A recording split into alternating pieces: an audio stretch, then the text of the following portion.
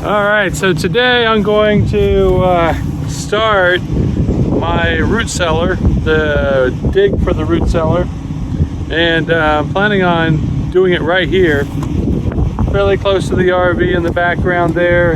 I think what I'm going to do is a 10 by 10 root cellar, approximately 8 feet deep, and I'm going to use my little mini excavator here to dig out the hole. The dirt that I'm digging out, I'm going to put back on top. I'm going to put some pretty hefty wood at the ground level.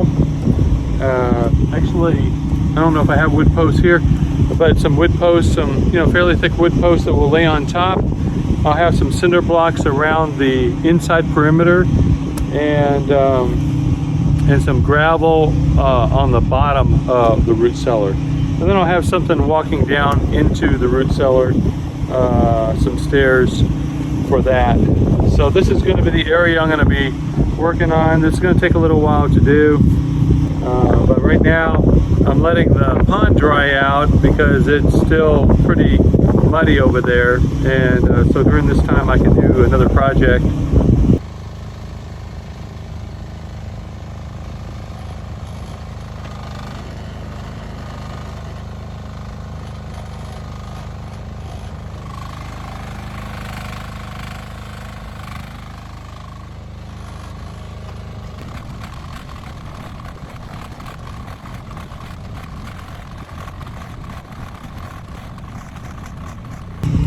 I got to about 3 feet deep, 3.5 feet deep on that side over there.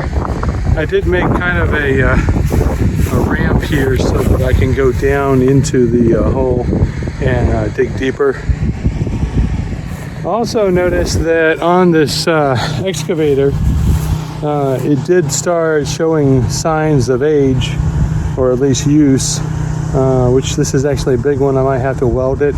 But you can see down here there's a crack right there, and this is the platform that this is bolted to, so a lot of stress there. If you take a look at the boom, when I raise it up, the boom starts moving up and down because there just isn't enough stiff support at the base.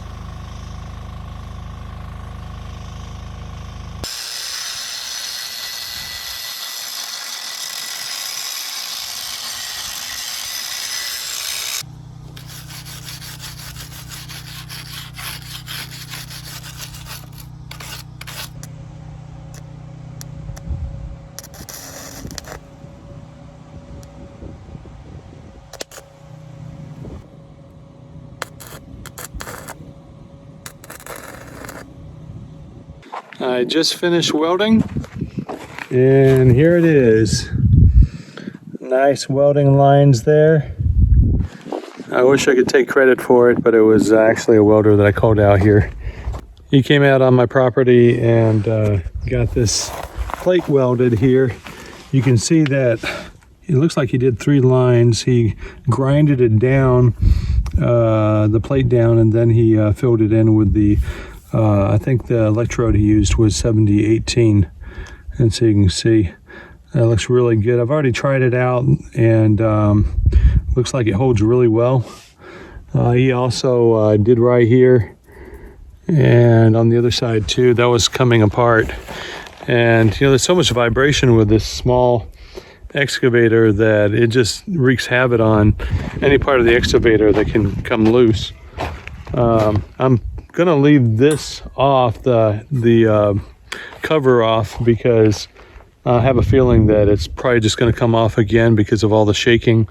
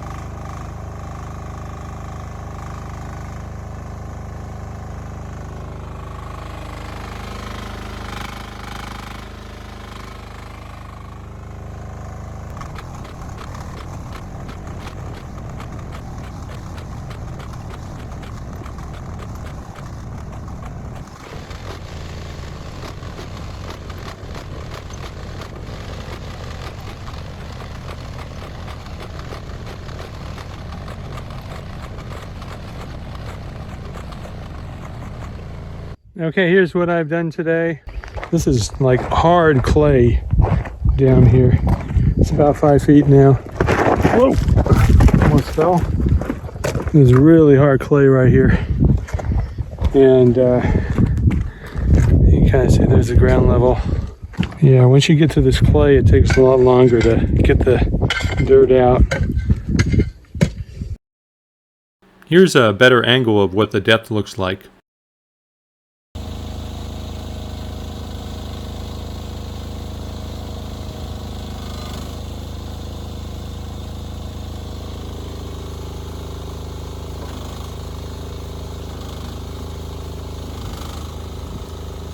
You can see here this ground is bone dry. So what I'm doing is just chipping away at the ground and releasing it so that I can eventually get a good full scoop.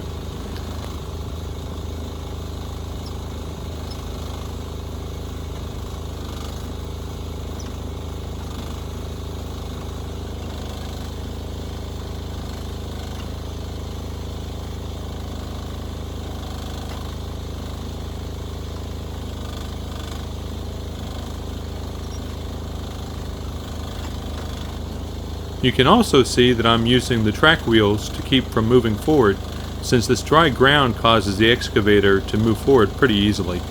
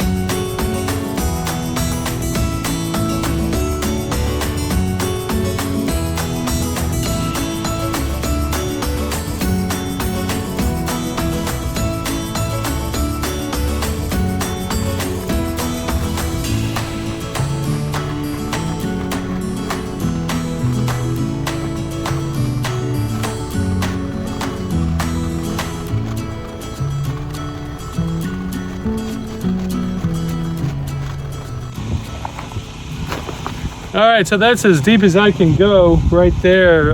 The boom can't go any deeper.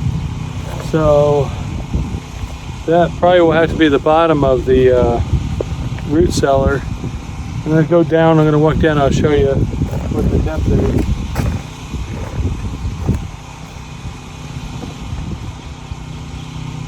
So I'm 6 feet, so that's probably about 5.5 feet. And I can clean it up at the bottom. So what I'll probably do is clear all this on the side, probably with a shovel. Once I get all this, you know, it's still gonna go back further. I'll probably put some cinder blocks on the side here. That'll lift up the ceiling a little bit.